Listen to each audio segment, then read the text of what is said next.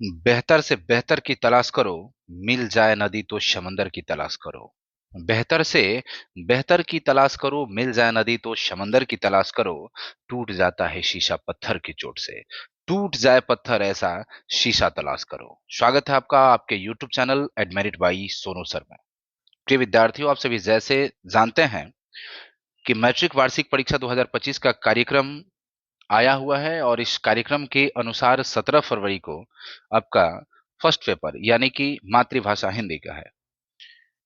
तो मैं सोचा कि अपने तरफ से कुछ सहयोग करूं। तो जैसे आपका प्रथम पाली और द्वितीय पाली में 17 तारीख को मातृभाषा, उसी तरह से 18 को गणित, 19 को द्वितीय भारतीय भाषा और 20 को सामाजिक विज्ञान, 21 को विज्ञान, 22 को अंग्रेजी है, 24 को जो है ऐच्छिक विषय और 25 को व्यावसायिक ऐच्छिक शिक्षा है। ठीक है। तो मैंने सोचा कि ऑब्जेक्टिव आपके बीच लेकर आता रहूं ताकि आपको कुछ सहयोग मिल सके।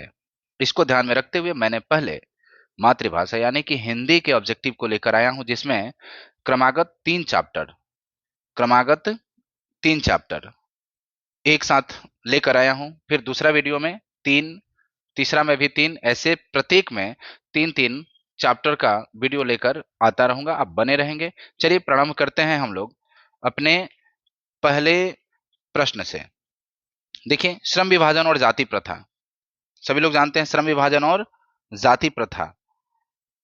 इसमें पहला प्रश्न दिया हुआ है कि द अनटचेबल्स किनकी रचना है। द अनटचेबल्स किनकी रचना है, तो इसका सही उत्तर क्या होगा बताएंगे। तो श्रम विभाजन एवं जाति प्रथा किनके द्वारा लिखित है, पहले सभी लोग बता दीजिए। ठीक है, इसका सही उत्तर हो जाएगा भीमराव अंबेडकर।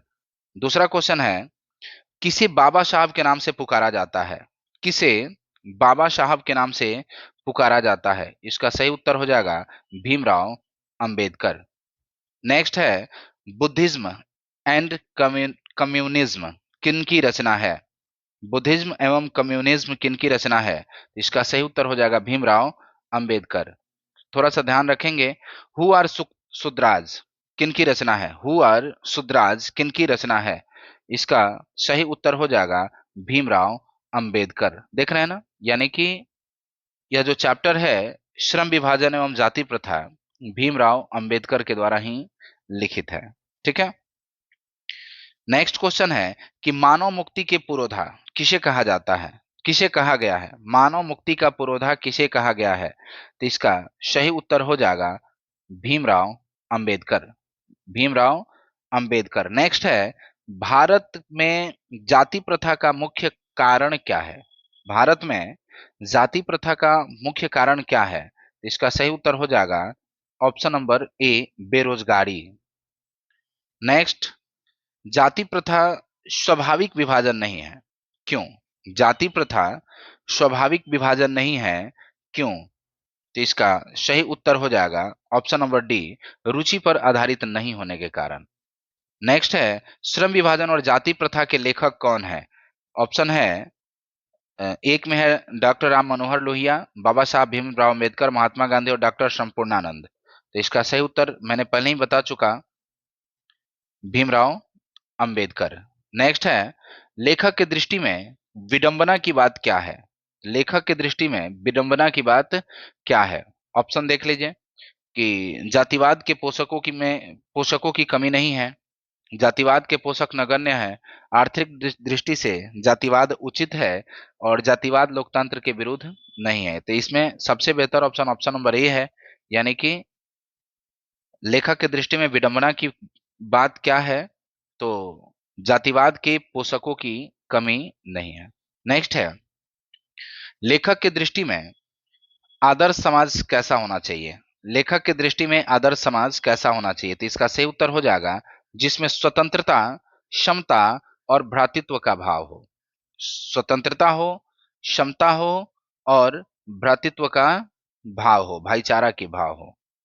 नेक्स्ट, लेखक बेरोजगारी का प्रमुख और प्रत्यक्ष कारण किसे माना है। लेखक बेरोजगारी का प्रमुख और प्रत्यक्ष कारण किसे माना है, तो इसका सही उत्तर हो जाएगा जाति प्रथा को। सही उत्तर हो जाएगा जाति प्रथा को। अंबेडकर की दृष्टि में भाईचारे का वास्तविक रूप कैसा होता है? अंबेडकर की दृष्टि में भाईचारे का वास्तविक रूप कैसा होता है? तो इसका सही उत्तर हो जाएगा दूध और पानी के मिश्रण की तरह। ऑप्शन नंबर बी, दूध और पानी के मिश्रण की तरह। नेक्स्ट, भारतीय संविधान के निर्माण में महत्वपूर्ण भूमिका किसकी है? भारतीय संविधान के निर्माण में महत्वपूर्ण भूमिका किसकी है? तो ऑप्शन नंबर ए में हो जाएगा भीमराव अंबेडकर की। नेक्स्ट है, सभ्य समाज की आवश्यकता क्या है? सभ्य समाज की आवश्यकता क्या है? तो इसका सही उत्तर हो जाएगा श्रम विभाजन। निम्नलिखित रचनाओं में कौन सी रचना डॉक्टर भीमराव नहीं डॉक्टर अंबेडकर की है?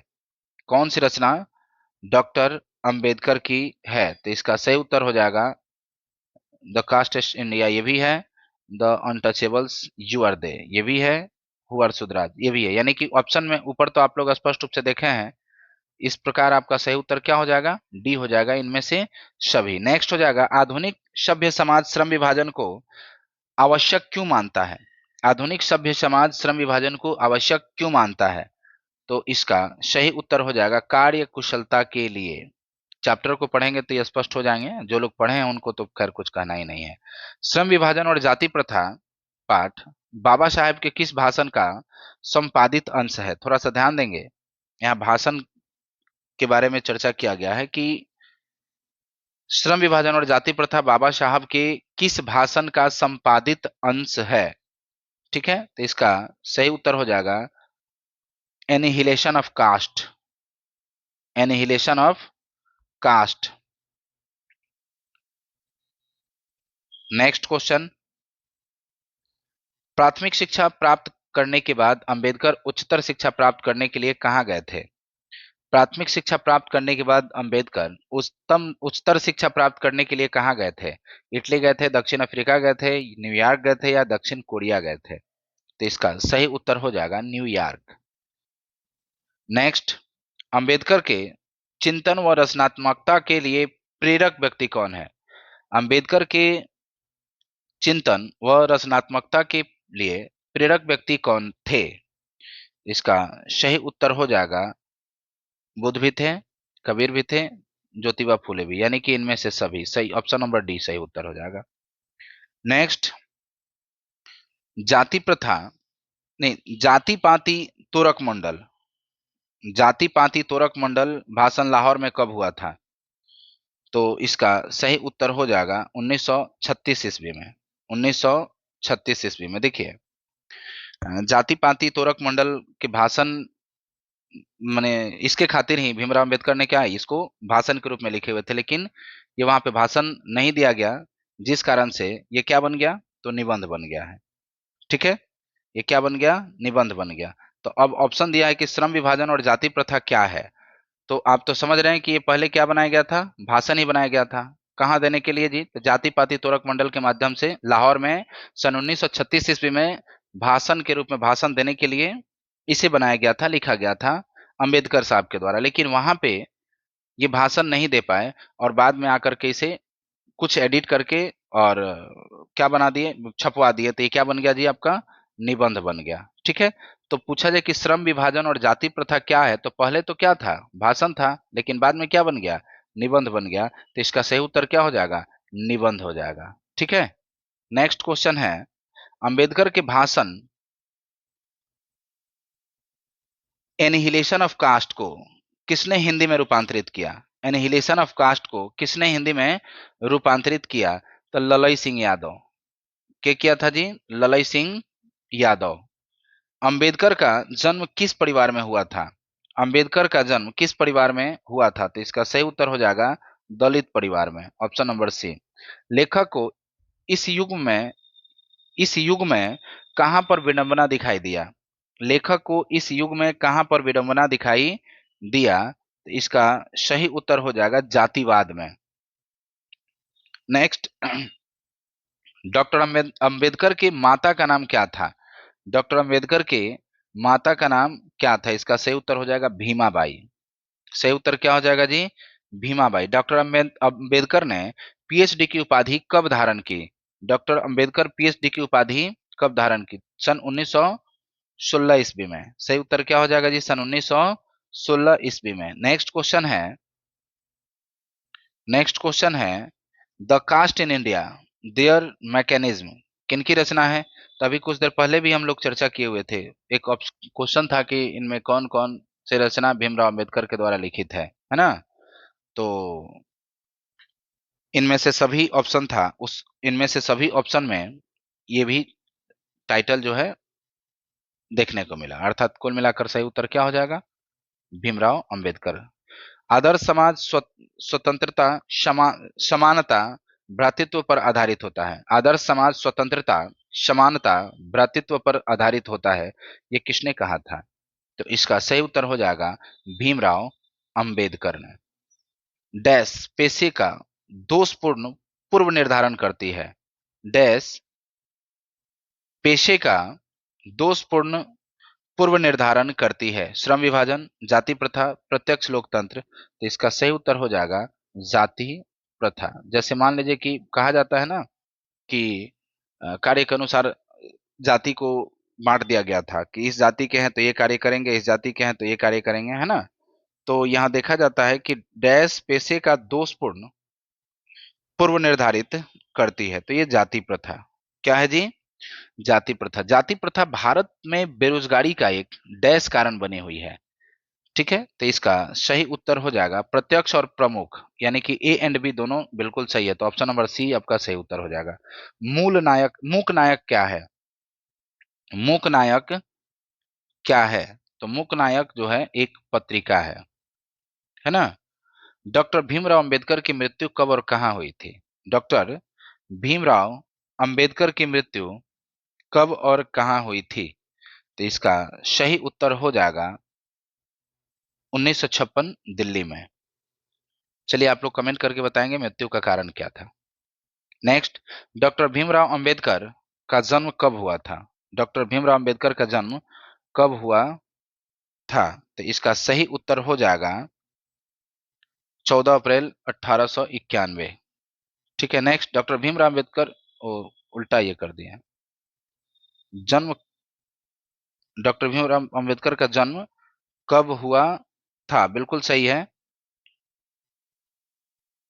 14 अप्रैल 1900 नहीं 1891, 14 अप्रैल 1891। नेक्स्ट, डॉक्टर भीमराव अंबेडकर का जन्म कहाँ हुआ था? नेक्स्ट क्वेश्चन है, तो महू मध्य प्रदेश में हुआ था, एमपी में।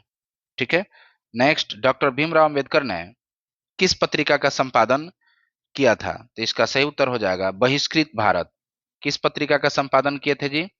तो बहिष्कृत भारत। नेक्स्ट क्वेश्चन होगा भारतीय संविधान का निर्माण किसे कहा जाता है? भारतीय संविधान का निर्माता किसे कहा जाता है? तो इसका सही उत्तर हो जाएगा भीमराव अंबेडकर को। निर्माता किसे कहा जाता है? भीमराव अंबेडकर को। नेक्स्ट, डॉक्टर अंबेडकर का वाङ्मय हिंदी के कितने खंडों में प्रकाशित हो चुकी है? तो इसका सही उत्तर हो जाएगा 21 खंडों में, 21 खंड में। ठीक है, नेक्स्ट है आधुनिक सभ्य समाज कार्यकुशलता के लिए किसे आवश्यक मानता है? आधुनिक सभ्य समाज कार्यकुशलता के लिए किसे आवश्यक मानता है? तो इसका सही उत्तर हो जाएगा श्रम विभाजन। क्या हो जाएगा सही उत्तर जी? श्रम विभाजन। नेक्स्ट, डॉक्टर अंबेडकर के पिता का क्या नाम था? डॉक्टर अंबेडकर के पिता का नाम क्या था? तो इसका सही उत्तर हो जाएगा रामजी शकपाल। ठीक है, रामजी शकपाल। आप देख लेंगे इसको एक बार, एक जगह नोट्स आप बना सकते हैं। अंबेडकर का जन्म कहाँ हुआ था, अंबेडकर का जन्म कब हुआ था, मृत्यु कब हुआ, मृत्यु का कारण, उनके माता का नाम क्या था, उनके पिता का नाम क्या था, प्रारंभिक शिक्षा वो कहाँ प्राप्त किए, और प्रारंभिक शिक्षा के बाद उच्चतर शिक्षा ग्रहण करने के लिए वो पहले कहाँ गए थे। ठीक है, उनके द्वारा किया गया कार्य। आप चाहे तो इसका नोट्स बना सकते हैं, डाटा बना सकते हैं, ऐसे सारे प्रश्न इसमें दिए गए हैं। ठीक है, चलिए, तो रामजी शकपाल से उत्तर हो जाएगा। नेक्स्ट 40 नंबर क्वेश्चन देखते हैं, जाति प्रथा श्रम विभाजन के साथ साथ किसका रूप लिए हुए है? जाति प्रथा श्रम विभाजन के साथ साथ किसका रूप लिए हुए है? तो इसका सही उत्तर हो जाएगा श्रमिक विभाजन का। श्रमिक विभाजन का। नेक्स्ट है डॉक्टर भीमराव अंबेडकर ने किस प्रथा को आर्थिक पहलू से खतरनाक माना है? किस प्रथा को आर्थिक पहलू को खतरनाक माना है। इसका सही उत्तर हो जाएगा जाति प्रथा। नेक्स्ट, किनके प्रोत्साहन पर बाबा साहेब उच्चतर शिक्षा हेतु न्यूयॉर्क गए थे, है ना? किनके प्रोत्साहन पर? तो इसका ऑप्शन है काशी नरेश, पटियाला नरेश, बड़ौदा नरेश और दरभंगा नरेश। तो इसका सही उत्तर हो जाएगा बड़ौदा नरेश के प्रोत्साहन पर। ठीक है। आर्थिक पहलू से भी जाति प्रथा डैश है, तो इसका सही उत्तर हो जाएगा हानिकारक। सही उत्तर क्या हो जाएगा? हानिकारक। नेक्स्ट, सच्चे लोकतंत्र का पर्याय है, सच्चे लोकतंत्र का पर्याय है ऑप्शन नंबर सी भाईचारा। सच्चे लोकतंत्र का पर्याय है क्या जी? भाईचारा। बाबा साहेब द्वारा लिखित नहीं रचित पुस्तक है, बाबा साहेब द्वारा रचित पुस्तक है, देख लेंगे ऊपर 3 गो किताब था, और यहाँ देख लेंगे जेनेसिस एंड डेवलपमेंट ये भी है, बुद्धिज्म एंड कम्युनिज्म ये भी है, बुद्धा एंड हिज धम्मा ये भी है, यानी कि तीनों है। तो इनमें से सभी यानी कि ऑप्शन नंबर डी बिल्कुल सही उत्तर है। आगे कॉम्पिटिटिव एग्जामिनेशन के लिए काफी अधिक महत्वपूर्ण है। अर्थात आप क्या करेंगे कि ऊपर भी कुछ पुस्तक है और ये भी पुस्तक है, सबको एकत्रित कर लेंगे। इससे स्पष्ट होते चला जाएगा कि भीमराव अंबेडकर के द्वारा कितने पुस्तक और कौन कौन से लिखे गए हैं। ठीक है। नेक्स्ट होगा श्रम विभाजन और जाति प्रथा शीर्षक किसके द्वारा हिंदी में रूपांतरित है? तो ऊपर भी हम लोग इस प्रश्न को देखे हैं, ललई सिंह यादव के द्वारा। किनके द्वारा जी? ललई सिंह यादव द्वारा। आधुनिक मनु कहा गया, आधुनिक मनु कहा गया है, किनको कहा गया है जी? तो इसका सही उत्तर हो जाएगा अंबेडकर को, ये आधुनिक मनु है। विडंबना का अर्थ है उपहास, प्रवाहित, आकांक्षित, बंधुत्व। तो इसका सही उत्तर हो जाएगा उपहास। नेक्स्ट है भारत की राष्ट्रीय क्षमता का पूर्ण विकास किस व्यवस्था में संभव है? तो इसका सही उत्तर हो जाएगा समाजवादी व्यवस्था। सही उत्तर क्या हो जाएगा जी? समाजवादी व्यवस्था। चलिए, पहले चैप्टर में आपका इतना था। अगला चैप्टर हम लोग देख रहे हैं, वो है आपका 20 के दांत। क्या है? 20 के दांत। 20 के दांत चैप्टर का पहला क्वेश्चन है, सेन साहब के पास किस रंग की मोटर कार, सेन साहब के पास किस रंग की मोटर कार है? ऑप्शन नंबर 1 काला, नीला, उजला और हरा। तो इसका सही उत्तर हो जाएगा काला। नेक्स्ट प्रश्न होगा, 20 के दांत शीर्षक पाठ किस कहानी संग्रह से लिया गया है? 20 के दांत शीर्षक पाठ किस कहानी संग्रह से लिया गया है? तो सही उत्तर हो जाएगा बी 20 के दांत तथा अन्य कहानियां से। नेक्स्ट, वाकिफ शब्द का अर्थ क्या होता है? वाकिफ मतलब होता है परिचित। इसका ऑप्शन सी बिल्कुल सही होगा। नलिन विलोचन शर्मा पटना विश्वविद्यालय के हिंदी विभाग के अध्यक्ष कब बने थे? नलिन विलोचन शर्मा 20 के दांत के लेखक हैं। पटना विश्वविद्यालय के हिंदी विभाग के अध्यक्ष कब बने थे? तो इसका सही उत्तर हो जाएगा सन 1959 ईस्वी में, सन 1959 ईस्वी में। नेक्स्ट, आलोचकों के अनुसार प्रयोगवाद का वास्तविक प्रारंभ किसके कविताओं से हुआ? आलोचकों के अनुसार प्रयोगवाद का वास्तविक प्रारंभ किसकी कविताओं से हुआ? तो इसका सही उत्तर हो जाएगा नलिन विलोचन शर्मा की कविता से, नलिन विलोचन की कविता से। नेक्स्ट है, नलिन विलोचन शर्मा के कहानियों में किसके तत्व समग्रता से उभर कर आए हैं? राजनैतिकता का, मनोवैज्ञानिकता का, सामाजिकता का और इनमें से सभी। तो यहाँ देखा जाता है मनोवैज्ञानिकता का।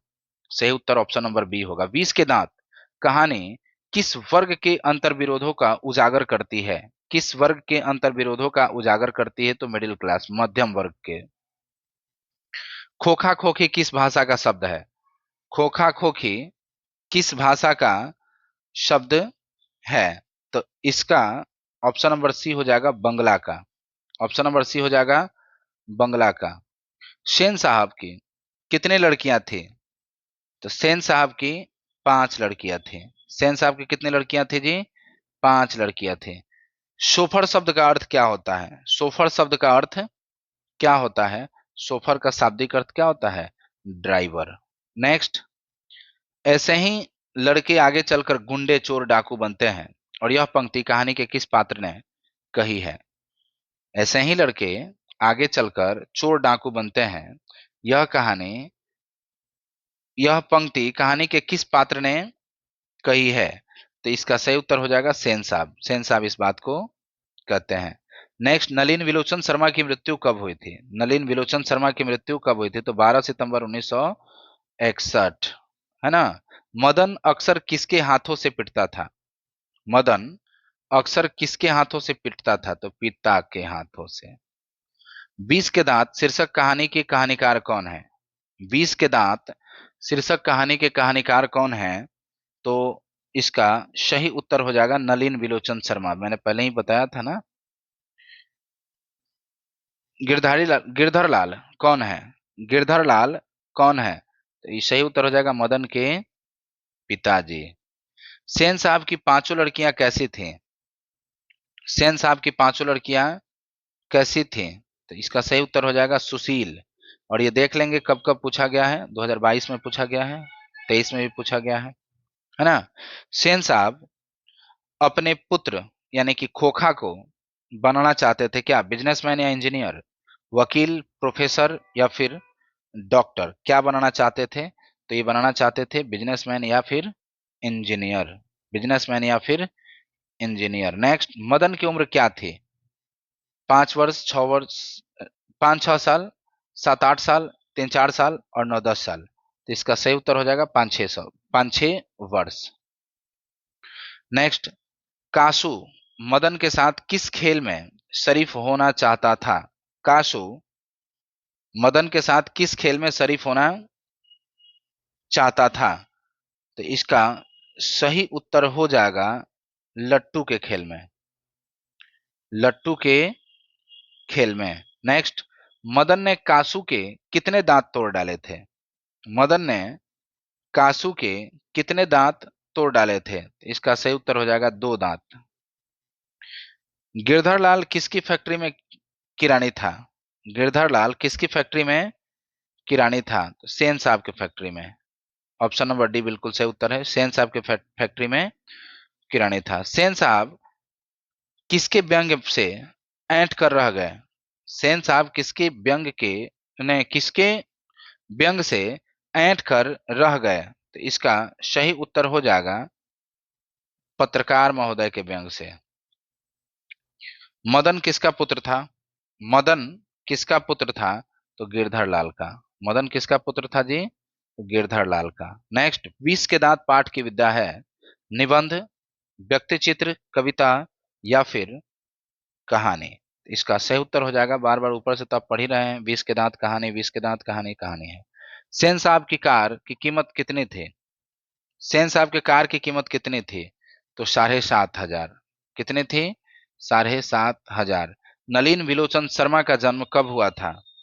नलिन विलोचन शर्मा का जन्म कब हुआ था? तो इसका सही उत्तर हो जाएगा 18 फरवरी 1916।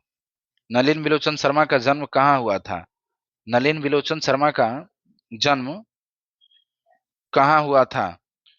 तो इसका सही उत्तर हो जाएगा ऑप्शन नंबर सी, बदरघाट, पटना में। नलिन विलोचन शर्मा का जन्म हुआ था ऑप्शन नंबर सी, बदरघाट, पटना में।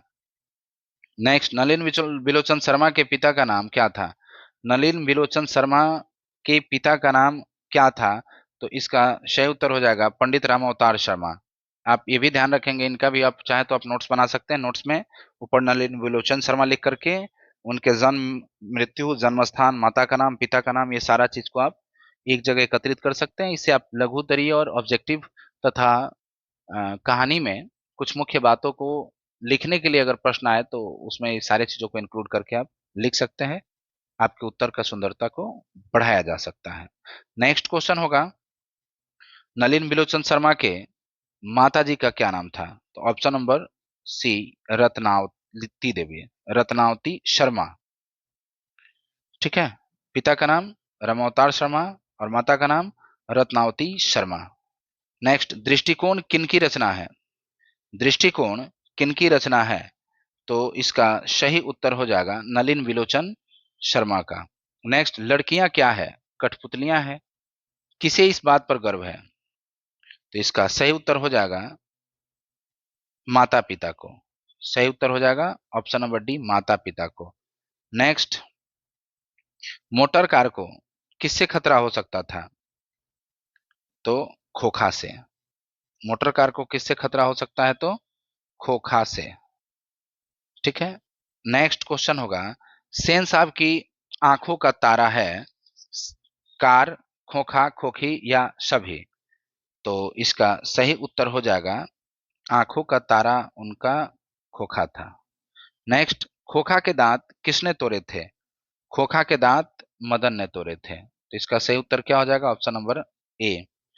नेक्स्ट क्वेश्चन है, महल और झोपड़ी वालों की लड़ाई में अक्सर महल वाले ही जीतते हैं, पर उसी हालत में जब दूसरे झोपड़ी वाले उनकी मदद अपने ही खिलाफ करते हैं।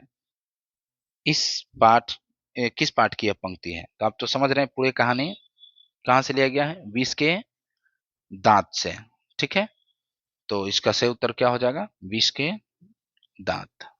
नेक्स्ट, सीमा, रजनी, आलो, शेफाली, आरती पांचों किसकी बहनें हैं? ठीक है, सीमा, रजनी, आलो, शेफाली, आरती ये पांच बहनें हैं। पांचों किसकी बहनें हैं? तो खोखा की। सही उत्तर क्या हो जाएगा? Option number B. नेक्स्ट, मैं तो खोखा को इंजीनियर बनाने जा रहा हूं, यह कथन किसका है? तो यह कथन है सेन साहब का। उसको वो इंजीनियर बनाना चाहते थे या फिर बिजनेसमैन बनाना चाहते थे। मदन के लिए क्या खाना मामूली बात है? मदन के लिए क्या खाना मामूली बात थी? तो वो क्या खाता था जी? तो सबसे ज्यादा मार खाता था। तो सही उत्तर क्या हो जाएगा? ऑप्शन नंबर सी। नेक्स्ट, किसके अनुसार सेनों के सिद्धांतों को भी बदल लिया जाता है? किसके अनुसार सेनों के सिद्धांतों को भी बदल लिया था? बेटियों के अनुसार, खोखा के अनुसार, मदन के अनुसार या फिर गिरधर के अनुसार? तो इसका सही उत्तर हो जाएगा खोखा के अनुसार। सेन साहब के मित्र कौन थे? सेन साहब के मित्र कौन थे? तो पत्रकार थे जो डांट लगाए थे। कौओं की जमात में शामिल होने के लिए कौन ललक गया? कौओं की जमात में शामिल होने के लिए कौन ललक गया? तो ऑप्शन नंबर बी, हंस। हंस ललक गया था। नेक्स्ट, सेन साहब की मोटर कार थी स्ट्रीमल ईड, मारुति 800, इंडिका स्ट्रीमल या डिजायर मोटर कार? तो इसका सही उत्तर हो जाएगा स्ट्रीमल ईड, है ना। नेक्स्ट, सेन साहब ने किसे खूब फटकार लगाई थी?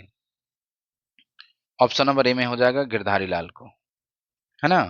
नेक्स्ट, अगला क्वेश्चन होगा, किससे मोटर की चमक दमक को कोई खतरा नहीं था?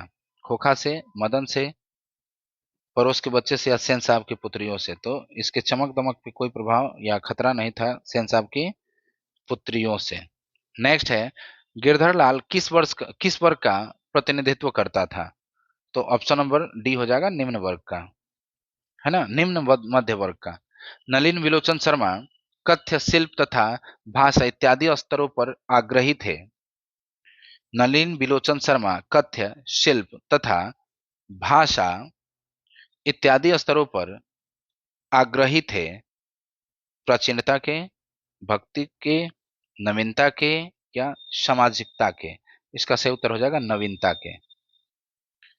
ठीक है, इतना प्रश्न आपका क्या था? विष के दांत से। और अगला चैप्टर है भारत से हम क्या सीखें।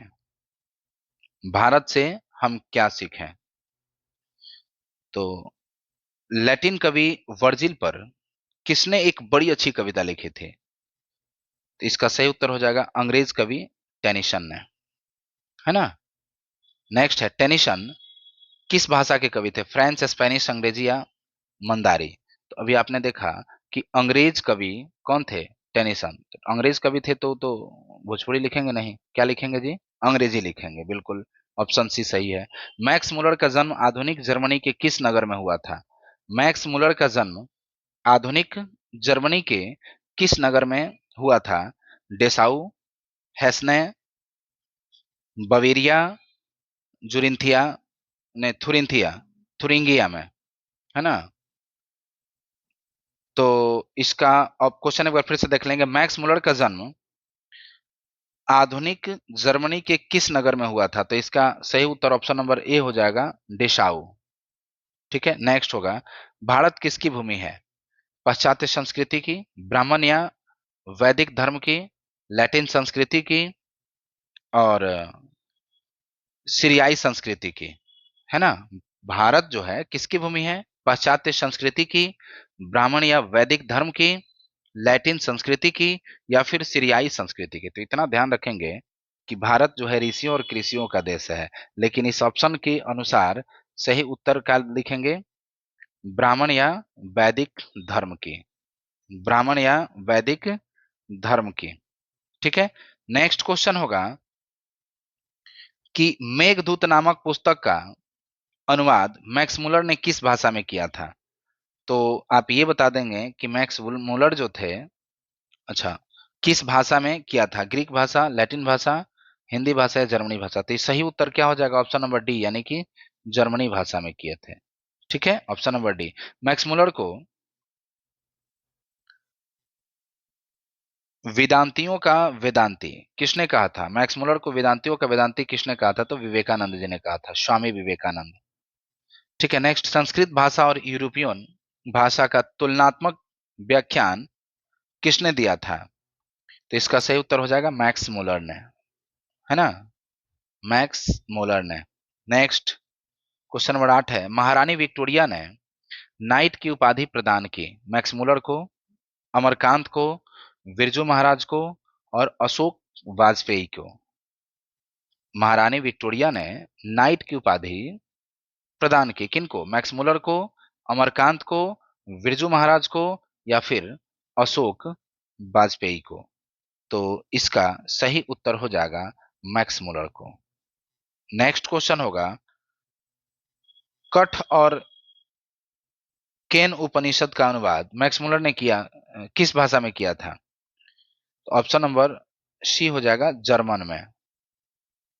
नेक्स्ट हो जाएगा, लिपजिंग विश्वविद्यालय में मैक्स मुलर ने किस भाषा का अध्ययन किया था? किस भाषा का अध्ययन किया था? तो सही उत्तर क्या हो जाएगा? संस्कृत। यानी इससे स्पष्ट होता है, देखिए यहाँ पे जर्मनी की भी बात किया गया है, जर्मन भाषा, है ना? फिर इधर संस्कृत का भी अध्ययन किए, अलग अलग देशों में भ्रमण किए। तो भ्रमण किए तो सबसे पहले क्या, जब तक भाषा का ज्ञान नहीं हो सकता, आप घूम नहीं सकते, और घूमेंगे भी तो सहजता महसूस नहीं कर सकते। इस बात को मैक्स मुलर बखूबी जानते हैं। तो पूछा जाए कि लिपजिंग विश्वविद्यालय में मैक्स मुलर ने किस भाषा का अध्ययन किया? तो संस्कृत का। नेक्स्ट क्वेश्चन होगा, यूनान व रोम के संपूर्ण साहित्य से कहीं अधिक विशाल है संस्कृत भाषा और साहित्य? यूनान व रोम के संपूर्ण साहित्य से कहीं अधिक विशाल है, वो क्या है जी? संस्कृत भाषा और साहित्य। नेक्स्ट क्वेश्चन होगा, जनरल कनिंगम का संबंध किससे है? तो इसका सही उत्तर हो जाएगा पुरातत्व से। नेक्स्ट क्वेश्चन होगा, 172 दारिश नामक सोने के सिक्का का घड़ा कहाँ मिला था? 172 दारिश नामक सोने के सिक्का का घड़ा कहाँ मिला था? तो इसका सही उत्तर हो जाएगा वाराणसी में। नेक्स्ट, नालंदा विश्वविद्यालय कहाँ पर स्थित है? तो ये तो सभी जानते हैं, बिहार में, है ना जी? बिहार में। नेक्स्ट, बिहार में नालंदा है, विक्रमशिला है, ऐसे कई विश्वविद्यालय हैं जहाँ पे क्या देखा जाता था, जैसे विदेशी आकर पढ़ा करते थे, कहीं वेद, कहीं शस्त्र शास्त्र, तो कहीं अलग अलग प्रकार के, यानी बहुविषयक इसको कह सकते हैं, बहुविषयक संस्थान के रूप में इसे माना जाता था। ठीक है, नेक्स्ट 13 देख लिए, 14 देख लिए। नेक्स्ट है, भारत से हम क्या सीखें के रचनाकार कौन है? भारत से हम क्या सीखें के रचनाकार कौन है? तो इसका सही उत्तर हो जाएगा मैक्स मुलर। भारत आए थे मैक्स मुलर। भारत से हमने क्या सीखा, इसके रचनाकार कौन है जी? तो मैक्स मुलर। नेक्स्ट क्वेश्चन होगा कि नृवंश विद्या का संबंध किससे है? तो इसका सही उत्तर हो जाएगा मानव विज्ञान से, मानव विज्ञान से। वारेन हेस्टिंग्स था। कौन था जी? तो भारत का गवर्नर जनरल था। ऑप्शन नंबर ए सही उत्तर हो जाएगा। दारिस क्या है? दारिस क्या है? तो सोने की प्राचीन कालीन सिक्का था। दारिस क्या था जी? तो सोने की प्राचीन कालीन सिक्का था। इसके बाद प्लेटो का संबंध किस देश से है? प्लेटो का संबंध किस देश से है? तो इसका सही उत्तर हो जाएगा यूनान से। प्लेटो कहाँ के? यूनान से। शाहनामा का रचना काल क्या है? शाहनामा का रचना काल क्या है? ऑप्शन नंबर ए में तो समझ रहे हैं 7वीं 8वीं सदी, 10वीं 11वीं सदी, चौथी 5वीं सदी और 5वीं 6ठी सदी। तो इसका सही उत्तर हो जाएगा ऑप्शन नंबर बी 10वीं 11वीं सदी। ठीक है। शाहनामा का रचना काल जो है 10वीं 11वीं सदी है। मुंडा किस देश की जाति है? मुंडा किस देश की जाति है? तो इसका सही उत्तर हो जाएगा डी, भारत के। संस्कृत का अग्नि शब्द लैटिन के किस रूप से मिलता है? अग्नि शब्द जो है लैटिन के किस शब्द से मिलता है? तो इग्निश से। ऑप्शन नंबर सी सही उत्तर हो जाएगा, इग्निश से मिलता है। सर विलियम जोन्स ने भारत की यात्रा कब की थी? सर विलियम जोन्स ने भारत की यात्रा कब की थी? तो इसका सही उत्तर हो जाएगा 1783 ईस्वी में। भारत से हम क्या सीखें? पाठ में नए सिकंदर विशेषण किसके लिए प्रयुक्त हुआ था? यानी किसको नए सिकंदर के रूप में मतलब जाना जाता था, माना जाता था, या किनके लिए नए सिकंदर विशेषण का प्रयोग किया गया था? तो इसका सही उत्तर हो जाएगा युवा अंग्रेज अधिकारियों के लिए। युवा अंग्रेज अधिकारियों के लिए। हॉकर्स क्या थे? हॉकर्स क्या थे? तो ये वनस्पति वैज्ञानिक थे। हॉकर्स क्या थे? तो ये हॉकर्स जो थे वो वनस्पति वैज्ञानिक थे। ऑप्शन नंबर डी सही उत्तर हो जाएगा। नेक्स्ट है, स्वामी विवेकानंद ने वेदांतियों का वेदांती किसे कहा था? वेदांतियों का वेदांती किसे कहा था? तो मैक्स मुलर को कहा था, यानी कि लेखक को। मैक्स मुलर ने डैश वर्ष की अवस्था में लिप्जिंग विश्वविद्यालय में संस्कृत का अध्ययन प्रारंभ किया था। कितने वर्ष की अवस्था में जी? तो इसका सही उत्तर हो जाएगा 18 वर्ष की अवस्था में। ठीक है। नेक्स्ट, पारसियों के धर्म का क्या नाम है? पारसियों के धर्म का नाम क्या है? तो यहाँ पर तो काफी फेमस होता है कि हिंदू मुस्लिम सिख ईसाई, लेकिन यहाँ पे पारसियों का धर्म जो है वो क्या नाम है? तो इसका सही उत्तर हो जाएगा जरथुष्ट्र। सही उत्तर क्या हो जाएगा? जरथुष्ट्र। नेक्स्ट हो जाएगा, मैक्स मुलर का जन्म कब हुआ था? मैक्स मुलर का जन्म कब हुआ था? तो इसका सही उत्तर हो जाएगा 6 दिसंबर 1823 में। मैक्स मुलर का जन्म कहाँ हुआ था? मैक्स मुलर का जन्म कहाँ हुआ था? तो जर्मनी में हुआ था। तो जर्मनी के अलावा दूसरा कोई ऑप्शन नहीं है, तो डेसाउ जर्मनी। ठीक है। नेक्स्ट, मैक्स मुलर के पिता का नाम क्या था? मैक्स मुलर के पिता का नाम क्या था? तो Wilhelm Muller. Wilhelm Muller. Option number A बिल्कुल सही उत्तर है। नेक्स्ट, नालंदा विश्वविद्यालय की स्थापना किसने किया था? तो इसका सही उत्तर हो जाएगा कुमार गुप्त ने। कुमार गुप्त ने। कौन प्राचीनतम भाषा है? कौन प्राचीनतम भाषा है? तो संस्कृत प्राचीनतम भाषा है। मैक्स मुलर की मृत्यु कब हुई? मैक्स मुलर की मृत्यु कब हुई? तो इसका सही उत्तर हो जाएगा ऑप्शन नंबर डी, 28 अक्टूबर 1900। ठीक है। 23 में जन्म हुआ था, 1823 में, 1900 मृत्यु। किसने